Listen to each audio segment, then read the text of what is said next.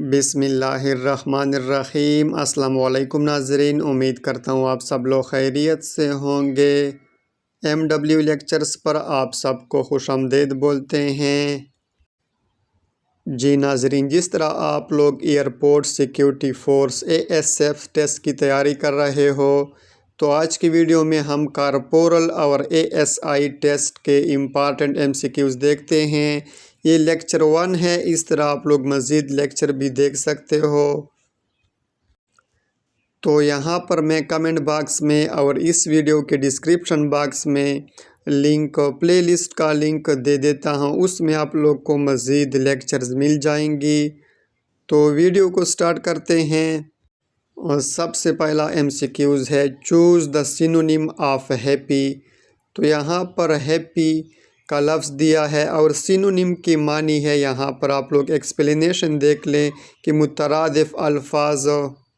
तो मुतरादिफ के मानी है जिनके मानी एक दूसरे के साथ मिलते हों। तो यहाँ पर हैप्पी का सिनोनिम हो जाएगा जॉयफुल। सी ऑप्शन सही हो जाएगा। नेक्स्ट है, choose the antonym of rich. तो एंटोनिम जिसके मानी एक दूसरे के से मुतजाद हों, उलट हों। तो यहाँ पर रिच के मानी है अमीर, तो यहाँ पर इसका एंटोनिम पुअर हो जाएगा, गरीब। नेक्स्ट है, चूज़ द करेक्ट सेंटेंस। हो तो यहाँ पर जो सेंटेंसेस दिए हैं इनमें से करेक्ट सेंटेंस कौन सी है, कौन सा सेंटेंस सही है। तो पास्ट टेंस यहाँ पर यूज़ हुआ है और पास्ट टेंस में हम डिड इस्तेमाल करते हैं। तो यहाँ पर ही डिड हिज वर्क, ये सेंटेंस यहाँ पर सही हो जाएगा। नेक्स्ट है, शी अ लेटर यस्टरडे। तो यहाँ पर कौन सा वर्ब की कौन सी फॉर्म आएगी। यस्टरडे की मानी है यानी पास्ट टेंस है, कल जो गुजरी हुई बात है। तो पास्ट टेंस में हम वर्ब की सेकंड फॉर्म इस्तेमाल करते हैं। तो यहाँ पर रोट आएगा, she wrote a letter yesterday.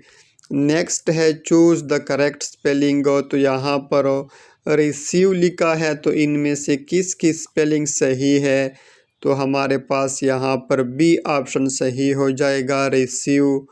Next है, मैथ का MCQs है, 25% ऑफ 400 यानी 25% कितना बनेगा 400 का। तो यहाँ पर हम इसको हल करते हैं। 25% के मानी है कि 1/4 यानी 100 में से 1 हिस्सा, एक हिस्सा। इस तरह 400 को हम फिर 4 पर तकसीम करते हैं तो हमारे पास यहाँ पर 100 आता है। तो यहाँ पर बी ऑप्शन सही हो जाएगा। 400 का 25% हमारे पास 100 बनता है। नेक्स्ट है 12 मल्टीप्लाई बाई 12 यानी 12 ज़रबे 12 यहाँ पर। तो ये सिंपल सा सवाल है। यहाँ पर स्क्वायर ऑफ 12 इसमें आप लोग एक्सप्लेनेशन देख सकते हो। तो यहाँ पर हमारे पास सी ऑप्शन सही हो जाएगा।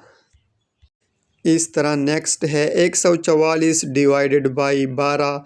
तो यहाँ पर हमारे पास ये सी ऑप्शन सही आता है। यहाँ पर आप लोग इसको देख सकते हो।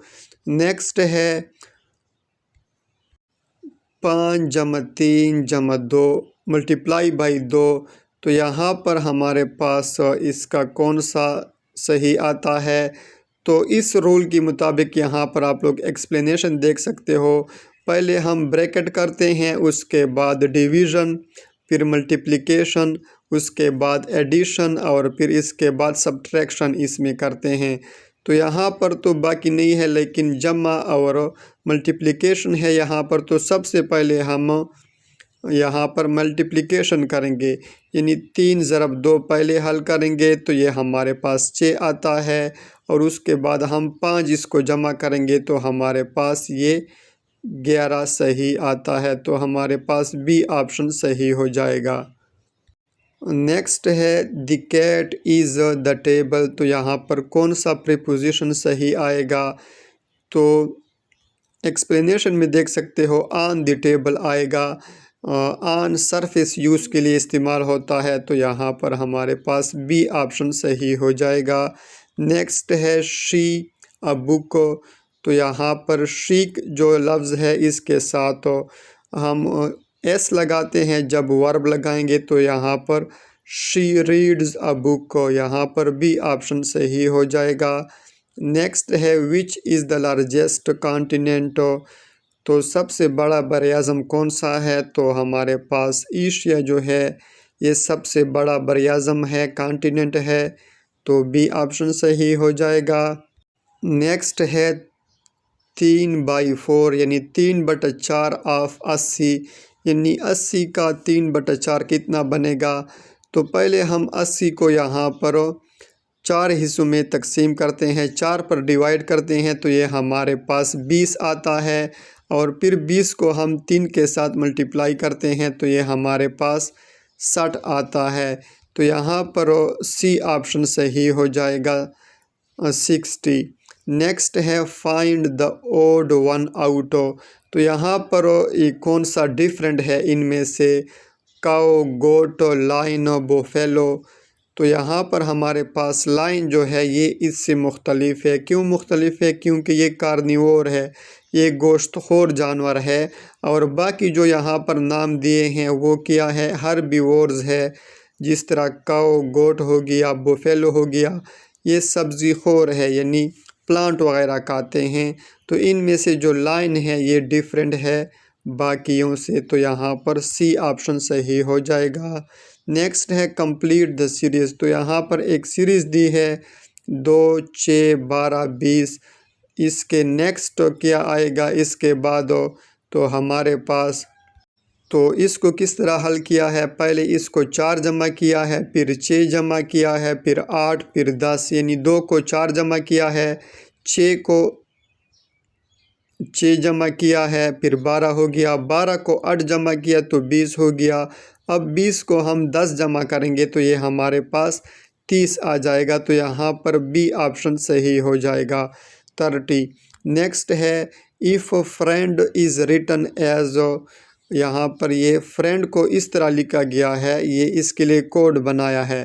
तो फिर हम बुक को किस तरह लिखेंगे, यहाँ पर हमसे बुक के हवाले से कोड मांगा गया है। तो इसको किस तरह हल किया है, यहाँ पर आप लोग हर लेटर +1 शिफ्ट, यानी फ्रेंड को हमने यहाँ पर किस तरह लिख लिया ये आप लोग देख लें। तो फ्रेंड में सबसे पहले एफ़ है, तो एफ़ के बाद जी आता है, तो यहाँ पर जी लिखा है। फिर फ्रेंड में आर है, तो आर के बाद एस आता है, तो यहाँ पर एस लिखा है। फ्रेंड में आई है, तो आई के बाद जे आता है, तो यहाँ पर जे लिखा है। ई के बाद एफ़ लिखा है, एन के बाद ओ लिखा है, इस तरह डी के बाद ई लिखा है। तो यहाँ पर हम इसके लिए बुक के लिए ख़ुद कोड बनाएंगे। तो बी के बाद सी आता है, तो यहाँ पर सी इसमें है। इस तरह डबल ओ है, तो ओ के बाद पी आता है, तो यहाँ पर डबल पी लिखा है। के बाद एल आता है, तो यहाँ पर एल, तो यहाँ पर ए वाला सही हो जाएगा, ए ऑप्शन ये सही आता है हमारे पास बुक के लिए।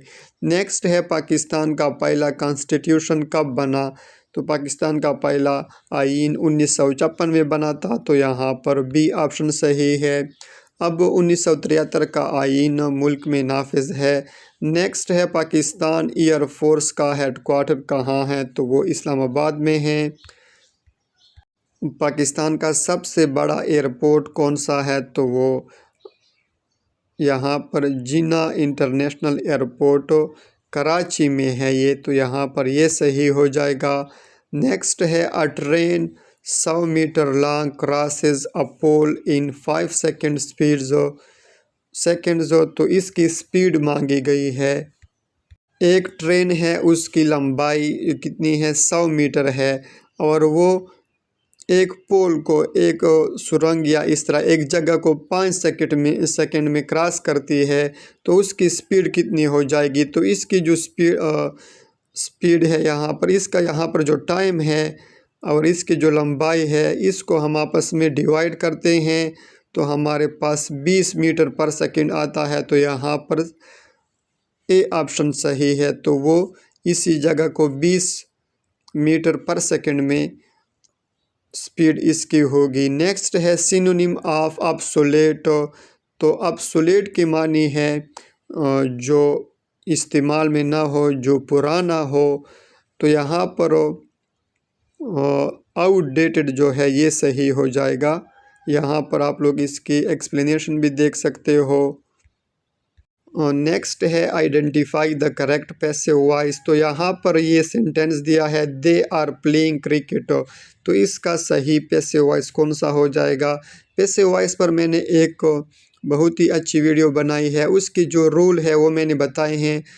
4-5 रूल है, वो अगर आप लोग याद कर लें तो आप लोग को पैसिव वॉइस आप लोग खुद कन्वर्ट कर सकोगे।